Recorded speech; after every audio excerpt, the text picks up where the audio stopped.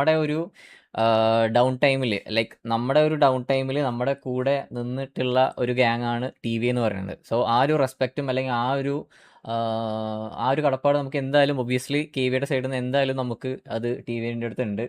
So ആ ഒരു റെസ്പെക്റ്റോട് കൂടി തന്നെ പറയുന്നത്, നമ്മൾ എന്ത് ഇഷ്യൂ ഉണ്ടെങ്കിലും അല്ലെങ്കിൽ എന്തുണ്ടെങ്കിലും നമ്മളത് ടി വിക്ക് ഒരു ഇഷ്യൂ എന്തെങ്കിലും വന്നു കഴിഞ്ഞാലും, അല്ലെങ്കിൽ അത് സിറ്റിക്കകത്താണെങ്കിലും പുറത്താണെങ്കിലും നമുക്ക് എന്തെങ്കിലും ഇഷ്യൂ വന്നു കഴിഞ്ഞാലും നമ്മളത് ടി വിയുടെ കൂടെ തന്നെ ഉണ്ടാവും. സോ അതിനർത്ഥം നമ്മളിപ്പോൾ എം ആർ സിയോട് ഒരു ഇഷ്യൂ ഇല്ല അല്ലെങ്കിൽ അങ്ങനെ ഇഷ്യൂ ഇല്ല എന്നതിന് അർത്ഥം അത് അവരെ സപ്പോർട്ട് ചെയ്യുന്നു അങ്ങനത്തെ രീതിയിലല്ല.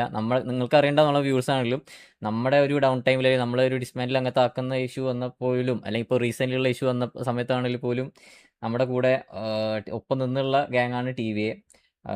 ഈവൻ അവർ തന്നെ പറഞ്ഞിട്ടുണ്ട് ടി വി ആണ്, കെ വി മാത്രമേ ഉള്ളൂ ടി വിക്ക് ബ്രദർഹുഡ് എന്ന രീതിയിൽ. സോ അതന്നെ എനിക്കും പറയാനുള്ളത്. നമുക്കും തിരിച്ച് ടി വിയെ മാത്രമാണ് ആസ് ഓഫ് നൗ ഇപ്പോൾ ബ്രദർഹുഡായിട്ടും അല്ലെങ്കിൽ നമ്മളൊരു ഫ്രണ്ട്ലി ഗ്യാങ് എന്ന രീതിയിൽ വരുള്ളൂ. സോ അത് ഫ്യൂച്ചറിലാണ് എനിക്ക് അങ്ങനെ തന്നെ കൊണ്ടുപോകാനാണ് താല്പര്യമുള്ളത്.